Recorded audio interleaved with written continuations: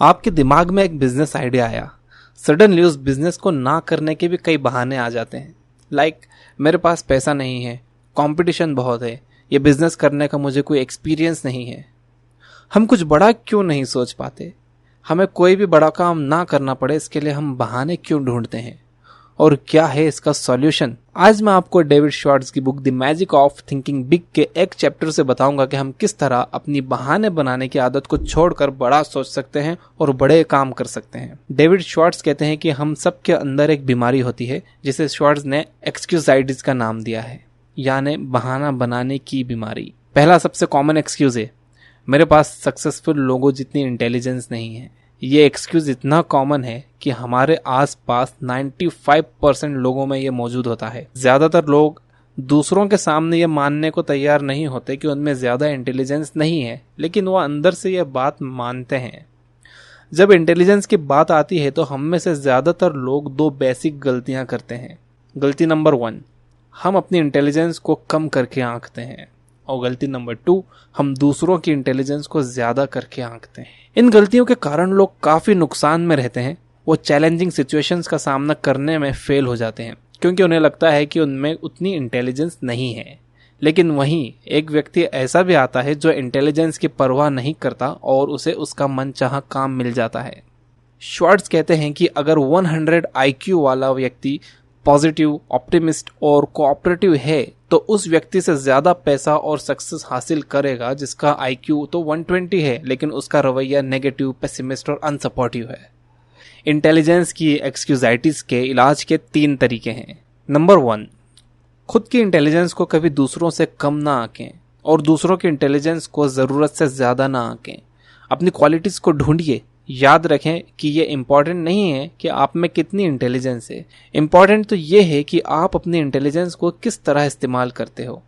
इस बात से परेशान ना हो कि आपका IQ कम है, बल्कि अपनी सोच को हमेशा पॉजिटिव रखें। नंबर 2, अपने आप को बार बार याद दिलाएं कि मेरी इंटेलिजेंस से ज्यादा इम्पॉर्टेंट मेरा एटीट्यूड है। जॉब पर और घर पर पॉजिटिव एटीट्यूड की प्रैक्टिस करें।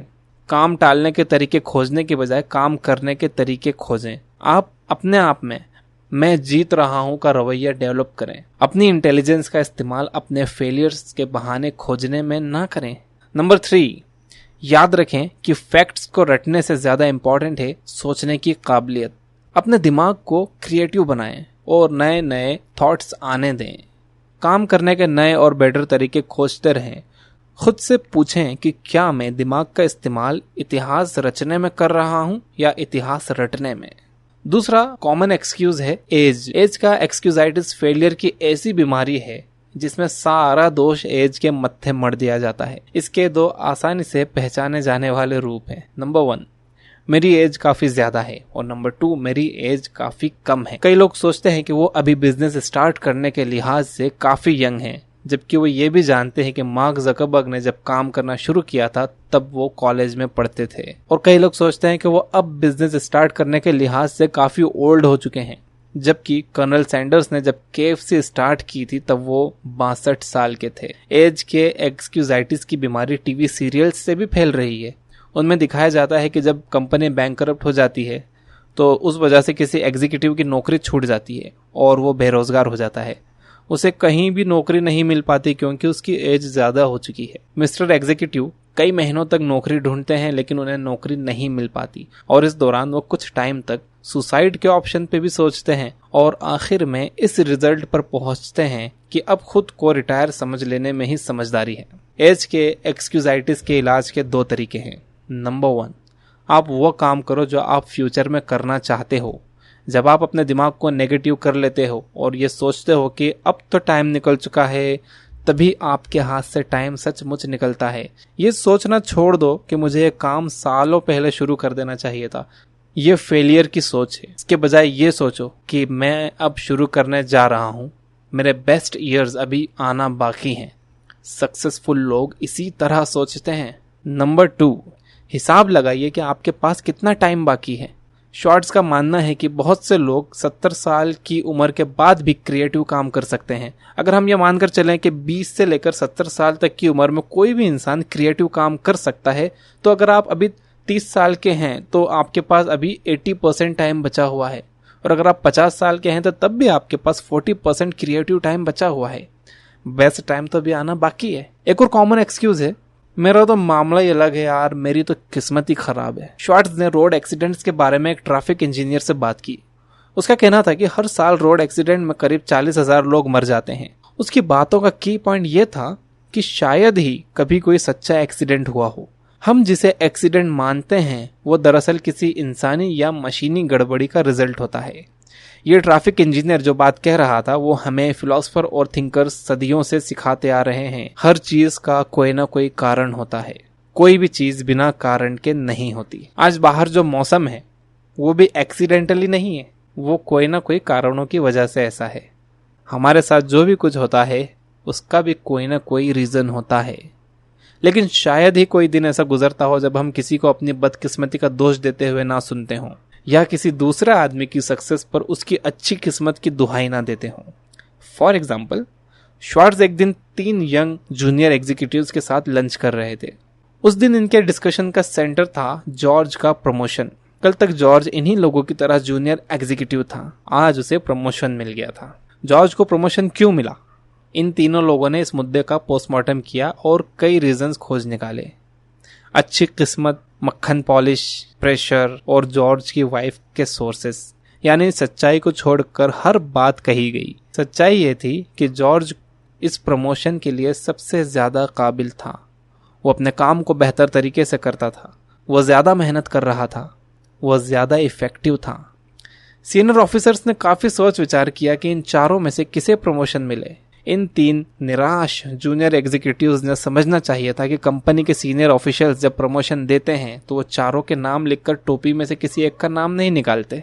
सोचिए, अगर किस्मत के सहारे सारी कंपनीज काम करें, अगर किस्मत ही ये डिसाइड करे कि कौन आदमी मैनेजर बनेगा, कौन चपरासी बनेगा, तो इस देश का हर बिजनेस चौपट हो जाएगा।